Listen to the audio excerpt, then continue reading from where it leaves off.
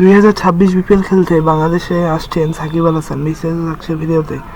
সাকিব আল হাসান সর্বশেষ বাংলাদেশের হয়ে খেলেছে 2024 সালে ভারতের বিপক্ষে ভারতের মাটিতে টেস্ট। সেখানে সে অনেক অসাধারণ করেছিল। তারপর থেকেই বাংলাদেশে হয়ে আর কোনো সিরিজ খেলতে দেখা যায়নি সাকিব আল হাসানকে। কারণ 2024-এর আগস্টের গণঅভ্যুত্থানে বাংলাদেশ সরকার, স্থায়ী সরকার, আওয়ামী লীগ সরকার বাংলাদেশ থেকে পদত্যাগ নেয় এবং বাংলাদেশের সাবেক প্রধানমন্ত্রী শেখ হাসিনা বাংলাদেশ থেকে পদত্যাগ নেয় এবং তাদের কর্মকর্তারাও দেশ পদত্যাগ করে। কারণ তারা দেশে থাকলে অনেক বড় তাদের ক্ষতি হতো। সেখানকার মধ্যেও ছিল সাকিব আল হাসান। সেই কারণেই বাংলাদেশের হয়ে তার পরের সময় সাকিব আল হাসান কোনো লিগ অথবা কোনো ইন্টারন্যাশনাল ম্যাচ বাংলাদেশের হয়ে খেলতে পারেননি।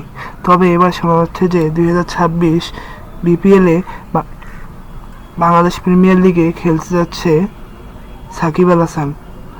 গুঞ্জন উঠেছে যে 2026 বিপিএলে বাংলাদেশ প্রিমিয়ার লিগে রংপুর রাইডার্সের হয়ে খেলবে সাকিব আল হাসান। তবে আপনার কি মনে হচ্ছে, সাকিব আল হাসান কি 2026 বিপিএল খেলবে?